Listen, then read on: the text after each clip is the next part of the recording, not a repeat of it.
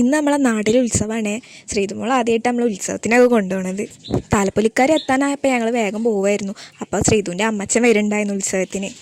ഞങ്ങളവിടെ എത്തുമ്പോഴത്തേനും താലപ്പൊലിക്കാരെത്തിയിരുന്നു കേട്ടോ.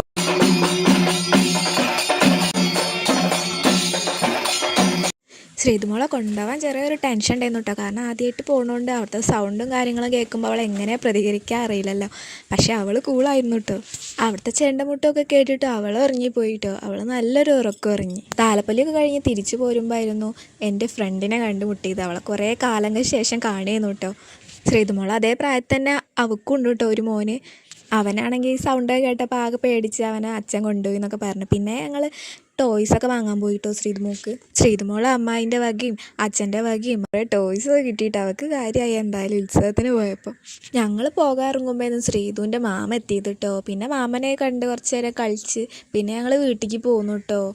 ഞങ്ങൾ വീട്ടിലെത്തിയപ്പോൾ അച്ഛൻ ഞങ്ങളെ വെയിറ്റിംഗ് ചെയ്യുന്നു കേട്ടോ. ഞങ്ങൾ വരണം കാത്തിട്ട്. പിന്നെ വെടിക്കെട്ടൊക്കെ പിന്നെ ഞങ്ങൾ വീട്ടിലെത്തിയാരാട്ടോ കണ്ടത്. ശ്രീധുവിന് ഉറക്കം വരുന്നുണ്ട്. അപ്പോൾ പിന്നെ ഞങ്ങൾ വേഗം പോന്നു.